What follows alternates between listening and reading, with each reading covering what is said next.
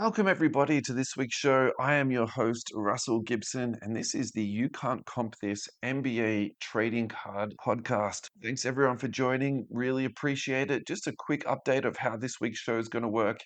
I'm currently on leave at the moment, so it's just going to be a quick 15 or 20-minute show this week. And we're just going to touch on a few key points of what's been happening in the hobby.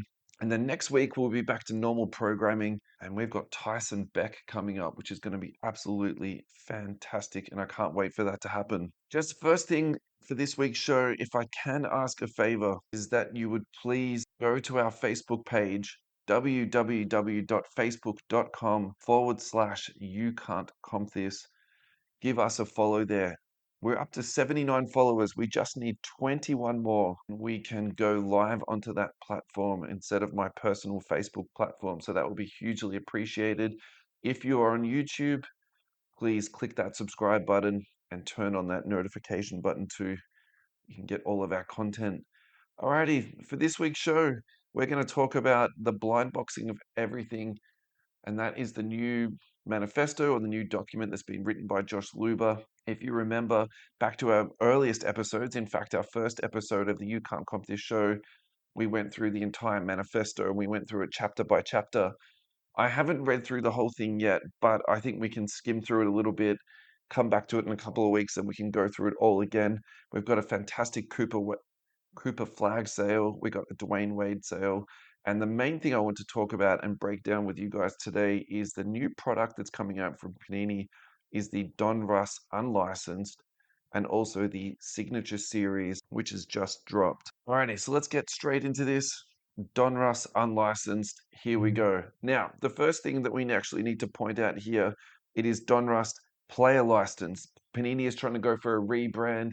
And essentially, it's like rebranding a Ponzi scheme, isn't it? In some ways, it is what it is. You can't get away from the fact that it's an unlicensed product. But I think what they're really trying to hit home here, for lack of a better word, emphasize here, is that this is actually player license cards. So obviously, they've got into agreements with very particular athletes, and they'll be bringing them into these products. So the thing that I would take away from this, obviously we've got some names in here, which we're going to go through all of the names, but it seems to me that Panini is not going away. Yes, they've lost the official licenses, but they're going to be clawing and trying to get themselves back into this in some particular way. So I'm really just going to hold my breath on this. I don't personally think that player license, unlicensed products have a lot of value, and I think there's so much evidence out for this in all these different platforms too.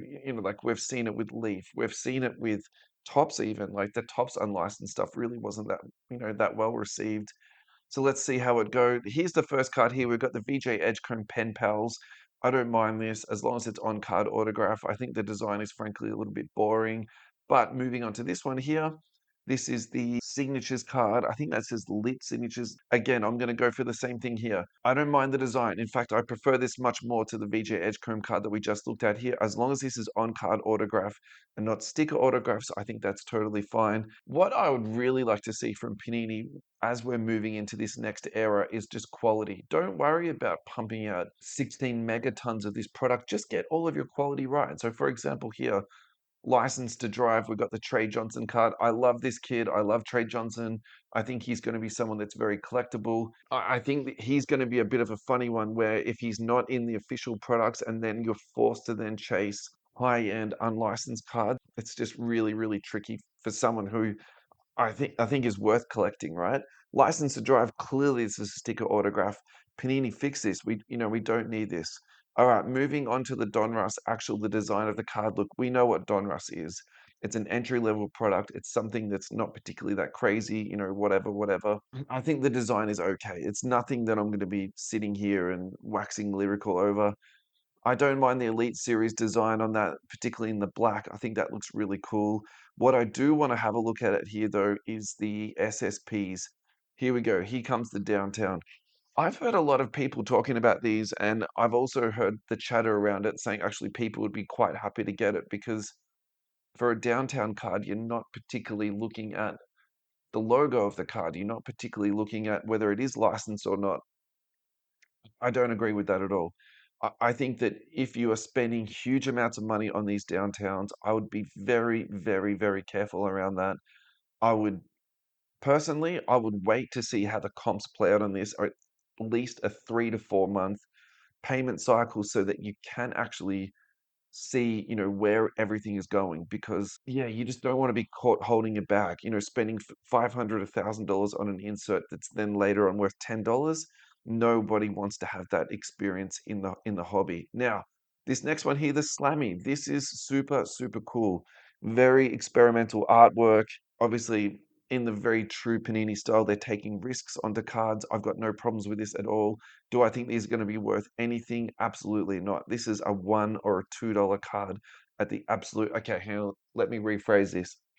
$5 to $10 absolute max on the high end ones. Maybe $1 or $2 on the entry level inserts in for Slammy.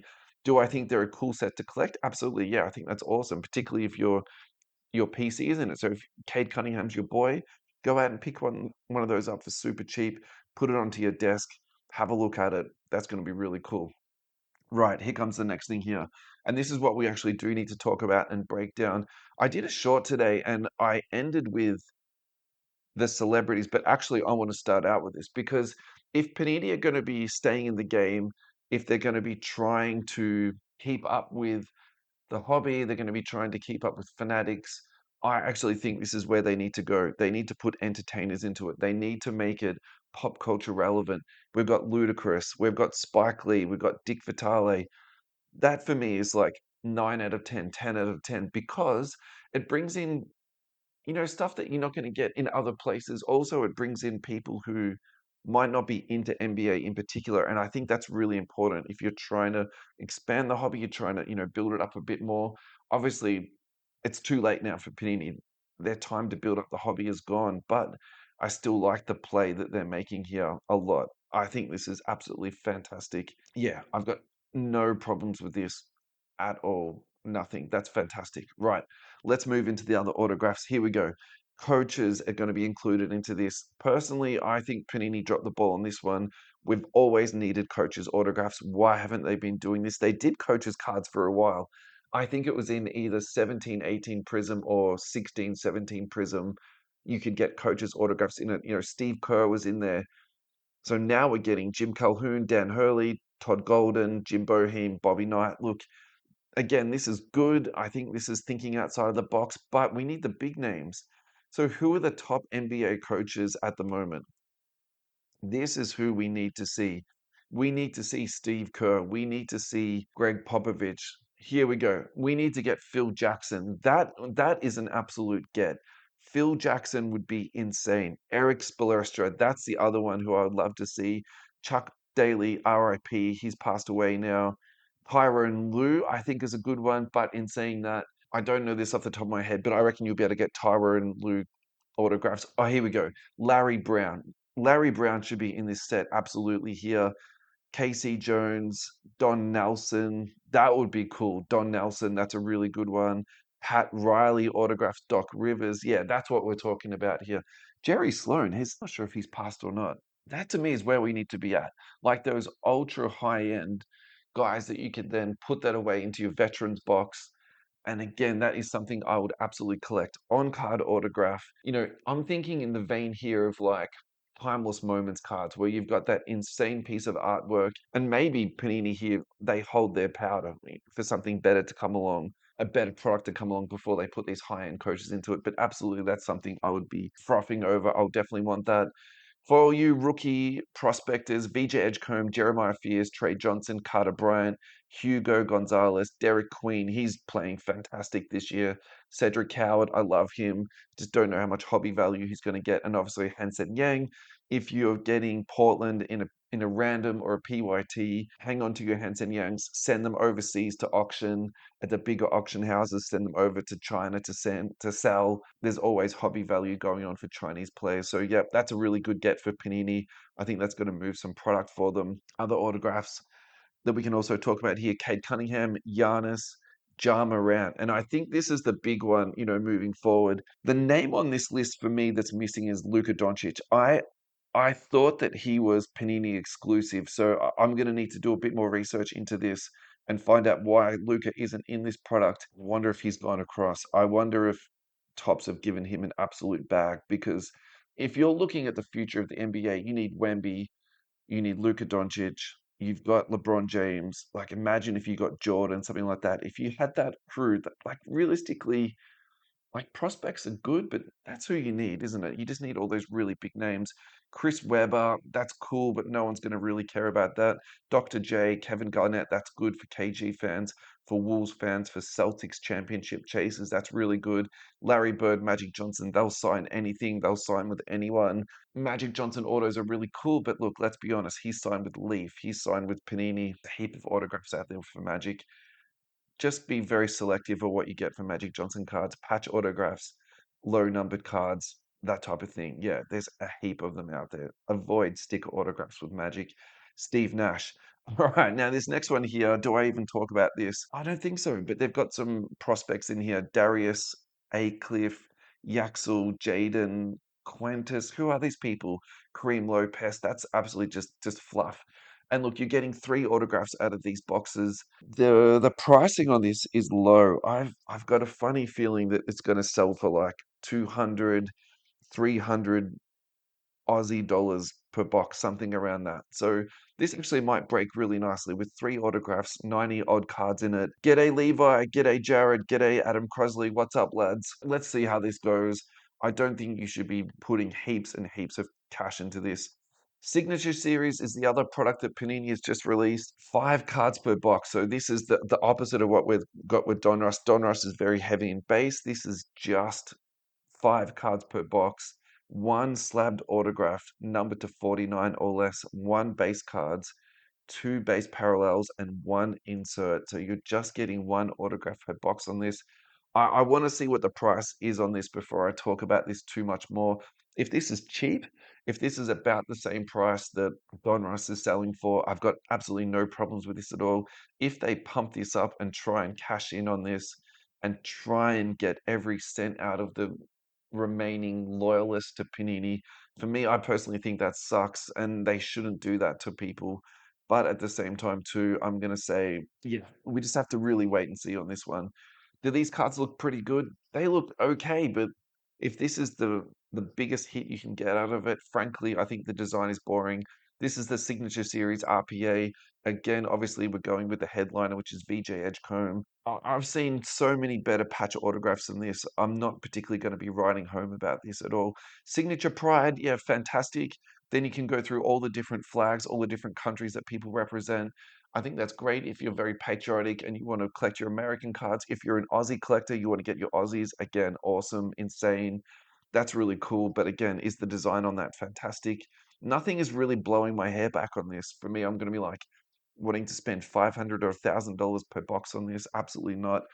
I'm looking at this here. This is a college card, so they're going to be mixing in a bit of, we called it Prism Draft back in the day into NBA product. I think that's really risky. I think you have to keep it NBA, but that would also explain as to why they've got the prospect autographs in it and also the college coaches. Okay. So that's a little bit misleading, isn't it, in a way where you're mixing in college product with pro product and also selling it as just a player licensed product. Oh man, we've been panini before we even open the boxes, haven't we? All right, so I'm going to put that out to the listeners. How do you feel about this? If I'm correct about this and I'm working this out on the fly, if this is a college product mixed in with pro product, does it diminish the value of the product? Do you want to buy this more because then you're getting in at the very ground level of prospects and you can put these cards away for the long term, watching them? Is that something that you want to do? I think that's a really interesting one too. So I'm going to write that down. I'm going to do a post about this. Yeah, okay, cool. Now, this one here, I don't mind this. This is the Cover Athletes card here. This is Panini Noir type design where it's very black. It's got the big gold writing onto it. On card autograph. Please, Panini, do not sticker this. I think you can get away with that. People will try and collect that. All right, we had Iverson as the cover athlete. We got Derrick Rose coming on this here. Now, this to me, this is like we've had these cards. I think it was out of a product called Threads, where it was a picture of a jersey, and then I don't remember if these were autographed or not. But this to me is like a throwback to that, where we've got here a picture of a Derrick Rose jersey. For me, do you know what would be way better? Actually, it was a patch in the frame of a jersey, and then it had the autograph on the top of that. That would be insane. That would be collectible for somebody that can't afford to go out and buy and also house a huge frame of a jersey. And then you can put this into a card. That's the other reason why I like cards. You can have a whole bunch of autographs and memorabilia, and you can put it away really easily. Like that to me, it just makes sense, doesn't it, right? Alrighty, the next one we've got here. This just looks like an insert. I don't even want to talk about this stuff, frankly. Iverson throwback on this, the signature series. All right, what have we got here? Again, Edgecombe Fears, Trey Johnson. I think this is going to be all the same rookies again. Damian Lillard is in this product. James Harden, Dirk Nowitzki, Ray Allen, Allen Iverson, Derrick Rose, and Steve Nash. Personally, Derrick Rose should be at the top there. I think he is super collectible. People want Derrick Rose stuff. That stuff always sells really well. All right, top prospects. Darius Acuff. Oh man, Nicholas Avadilis, Braylon Mullins. These to me are two deep cuts. I'm not into this stuff pretty much at all. Here we go. Collect the rainbow of your favorite superstar, legend, next in line prospect, or rookie. Okay, so this is absolutely a mix of product here. One insert per box, perpetual talents, class masters, signature headlines, also for the popular Kaboom insert. All right, if you want to be chasing Kabooms, this is the product you're going to have to hit. Gold numbered to 10 and black numbered to 1. Panini know what's up here. We have needed a black Kaboom for such a long time. I've never understood why they went with the green. I'm gonna wait to here we go. The next frame right here. Kaboom. All right, if that's in black, that's collectible to me. Again, let's just see and hold our powder on this to see what this is going to be worth into the long term. We're going to go to our first advertisement, guys, and we're going to say thank you so much to the Hobby Hangout for your ongoing love and support. This has been the fastest selling event yet. The fastest selling event yet. We can't go past this. Hobby Hangout, they're just going from strength to strength here. Go on to OzTix to get your tickets. Hobby Hangout XL in Melbourne, Royal Exhibition Building in Carlton, Sunday the 26th of April at 10:30 a.m. Pre-release tickets completely exhausted. They were $20. Now the first release general admission $29.90. 400 plus tables, sports cards, NBA, NFL, MLB, AFL, NRL, soccer, and more. Pokemon, Yu-Gi-Oh, One Piece, MTG, entertainment, live breaks, trading zones. Guys, bring your trading cards to trade with like-minded collectors. You will not regret it. Free play areas. Now, again, last year these were really, really well received and they did extremely well. Expert panels, speakers, and international guests. Thank you so much to the Hobby Hangout for your ongoing love and support. Alrighty, guys, we are back and we're going to continue on here. And we're going to touch on the blind unboxing post, which was posted onto Instagram just this week. So, guys, get onto Instagram and follow Josh Luber. He's written a new white paper, 140 pages. It's going to take me a while to get through this, guys. And I'm not going to lie to you guys and tell you I've read it all because I absolutely haven't. I would say, though, that Luber understands the hobby from a range of different perspectives. And I think it's good to get people's perspectives on different levels. I think it's good to get hobbyist perspectives. I think it's fantastic to get high end. And then it's good to get little guys like me, my 2 cents on the hobby too, because I think you get a more well-rounded thing. It's also good because I think in the last white paper, he was very honest and very transparent about how he viewed things and how things were going to be moving into the future. And he touched on things about distribution. And now that we look back on it too, he really touched on things like how the negotiations were going to go. So it really gave you a good insight of how everything played out. We are absolutely in a point in time in the hobby where people do love a random. Like it's literally as simple as that. And so if we're going to be blind boxing into the future, is this the future of the hobby? Is this the hobby? Is the hobby a giant blind box? I personally don't think every person in the hobby is into blind boxes or repacks. You know, some people just want to watch breaks. Some people want to buy singles. Some people just want to buy low end. Some people only want to touch high end. So, do I think this is for everyone? No, I don't. But at the same time, you cannot ignore what is going on out there. And we're seeing platforms now that are doing the digital repacks. And if you're asking me what is the future on repacks, like that's the future. There's no way around it. At the moment, from what I can see, there's only really one or two platforms that are doing it in a large scale, meaningful way. Do I think that's going to be the only thing that's going to be happening, moving to the future? Absolutely not. I mean, come on, guys. Like this is the future. So, guys, absolutely check this out. Read this. We're going to be breaking it down. I'm not too sure how I'm going to be doing it. 140 pages. I might just pick out one page at a time and maybe do every 10th page or just do some interesting stuff. But absolutely, I'll be doing that over a period of weeks and we will get into that. Now, Cooper Flagg sale. This one was an absolute monster here. This is from the Market Movers app. I'm actually going to thread in a couple of stories into this one here. 2025 Cooper Flagg, first card, one of one, PSA 8. Who cares? It's a one of one. It sold for $108,000. It was sold on Fanatics Collect. The story goes to this is that the person who owned this card somehow didn't realize the value of it, took it to a vendor who was told he wanted $10,000 from it. The vendor was very, very honest in this space and then went on to say, we can get you a lot more money for that, and helped him consign it with Fanatics. I'm not too sure how much I believe in these type of stories. I think sometimes this stuff is just almost told to create hype in the hobby and create some type of good narrative story.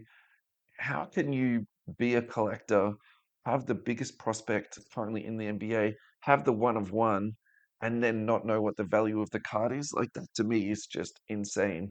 And also have sent it off to PSA and got it back. Like, your upcharge on this, I'm gonna guess the upcharge even on a PSA 8 would have been like at least $1,000, right? Like, and then to sell it for 10, I'm not too sure about that. Anyway, I think the most important thing to talk about here is the Cooper Flag market. We are seeing some absolutely insane sales on this guy. And it's getting to the point now where is this guy a good or a bad purchase? I'm going to start leaning into the fact that this is moving into crazy territory because we've seen multiple prospects over the last few years have cards sell for more than six figures and they have gone back to absolute dust now. So the obvious and the easy ones are Ja Morant and Zion. I think that's the easy ones. We've also seen some Anthony Davis sales on his was a National Treasures RPA card. And that sold for more than six figures, and now that's worth 20 grand, something in that figure there. And so obviously the people who are dealing in these type of cards, they've got the money to spend. So maybe this is not so much of a big deal for them. They view it as a good long-term risk. But I also think there's a trickle down here because, and you can see this here, the trickle down here is real. There's other cards here. This one here selling for $97,000 at Bowman Chrome University. That's an absolute joke. That is going to end terribly. If that's worth 10,000 in a few years, I would be absolutely shocked. The trickle down effect is here. Here we go. $120,000 for a number to 3 out of 5. And that's raw. And that's raw. So if you send that off to PSA and that comes at a 5, a 6, a 7, or 8, I mean, you could in a real way, lose money almost straight away. At this point in time, for me, the Cooper Flag market is just absolutely cooked. And frankly, I'm going to try and stay away from it as much as I can. It's just too much for me. I really struggle when I see these type of. G'day, Joe Dennison. Just replying to your comment here. Yeah, die cut jerseys and threads. It just took me a while to piece that one together, but absolutely. Thank you so much to Neon Trading Cards for your ongoing love and support. Head to neontradingcards.com where you'll find a huge array of breaks: soccer, NBA, MLB, F1, AFL, NRL, WWE, and Marvel. Find Neon Trading Cards on Whatnot. Neon is the exclusive home of the Lucky Card Co. repack products. That is an absolute Australia's leading multi-sport repack company. Neon is also a Tops and Fanatics direct breaking partner. This week on Neon's Whatnot platform, Neon have just launched their official second channel, Neon Trading Cards Plus. On the Plus channel, you'll have soccer, MLB, F1, AFL, NRL, WWE, UFC, and Marvel. So guys, what you need to do is go to Whatnot and search for Neon Trading Cards Plus. So if you think that you're not seeing as many breaks at the moment, that's the reason for that. But don't worry, the guys just had too much action for one platform. That's why they're opening up another channel. Meanwhile, the main Neon Whatnot channel will run NBA breaks and Lucky Card Co repacks. Get in, get ripping, and don't miss out. Neon is where the action is at. All right, guys, moving on here. We have got a Dwyane Wade sale. Now, this one here, I love this. I personally think this is undervalued, and whoever picked this up, it's an absolute gem. Dwyane Wade, 2003 Exquisite Collection, numbered to 99. This sold for $43,000, $200 with the change there. Population on this is 6, PSA 9. Right. Okay. Why do I think this is undervalued? I think someone like Dwyane Wade, where he's had an absolutely insane NBA career. I also think too, there's the pop culture element. Like, why isn't his card selling for more? Like, we just saw an absolutely terrible Cooper Flagg sale for $100,000 on a essentially a Donruss base card at PSA 8. Then you can walk into Dwyane Wade, who's had multiple championships. All right, let's do this. Use AI. 16 NBA seasons, NBA championships in 2006, 2012, and 2013. Finals MVP in 2006. All-Star selections 13 times, All-NBA 8 times, 2-time first team, 3-time second team, 3 times third team. Scoring title in 2009, all defensive team 3 times, Olympic gold medalist. That's his career. That is an amazing career. And how many people can you even argue that have got a career that good? And you can pick up his exquisite rookie patch autograph for $43,000. Now, if we trend back even just 12 or 18 months, you could pick this up for about 25,000. My argument around this actually is that should we be buying up more people, all right? More people like Dwayne. We've spoke about Steph Curry being undervalued. Frankly, I think LeBron James is a little bit undervalued into this space. Should we be buying up more LeBron? Have a look at Dwayne Wade on card letter. All right, 2003, 2004 Chrome Refractor from his rookie year.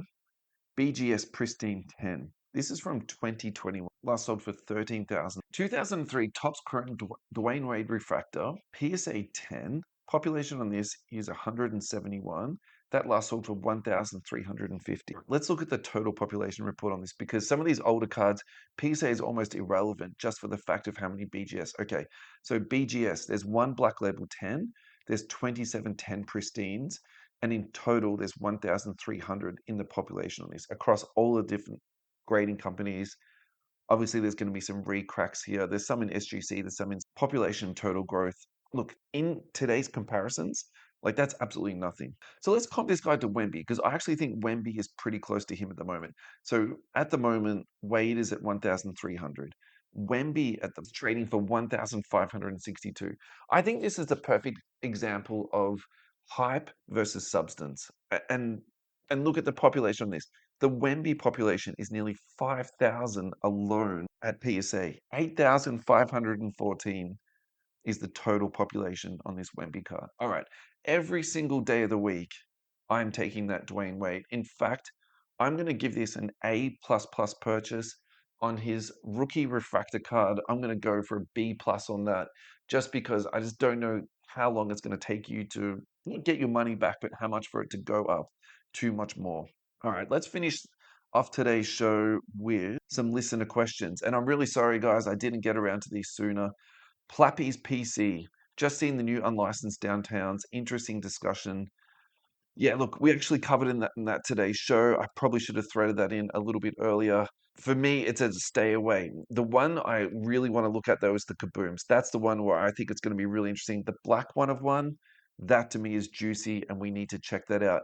Clearview cards, Wemby saved the All-Star game. Wemby is an absolute legend. I'm so thankful we have Wemby in our lives. It's as simple as that. I think he's going to change the NBA in a very positive way. Clearview cards, mangas are forgettable. Prism Black has no brand recognition. I think it'll keep going down. Yeah, so this was a follow-up from the last live stream that we did, and I was talking about the mangas and how there's been a really big shift downwards in the Steph Curry. Look, I disagree with you, to be honest. I think the mangas are going to be collectible long term. I think the question is what is the correct price? Are we seeing a price correction at the moment? Or was that just a one-off sale that was, really down? Now that I've looked back through the sales data, what I actually think is it was just a one bad sale, and frankly, I think it's been removed from the index. Prism Black, I think, was really, really well received, and I think it's going to hold sealed well for a very long time. Yuchi Boy, what is my favorite product to break? All right, I like to see people get value back I don't like to see people get reamed too badly. So, for example, I hate 1-on-1 for that exact reason. There's only two cards in the box. If you get one bad card or two bad cards in it, it just really can stink up hardcore. My actually favorite product to break has always been Select. You got three hits in it. You got base cards. You got the case hits. And the other one that's really warmed up me a lot the last few years is Impeccable because the price on that was much lower compared to other, I'm using air quotes here, high end, but you got like 6 or 7 autographs per box. Most of them were on card autographs. It was very little redemptions in it. It was just like a nice, thoughtful product that really got overlooked by collectors and also on the resale market.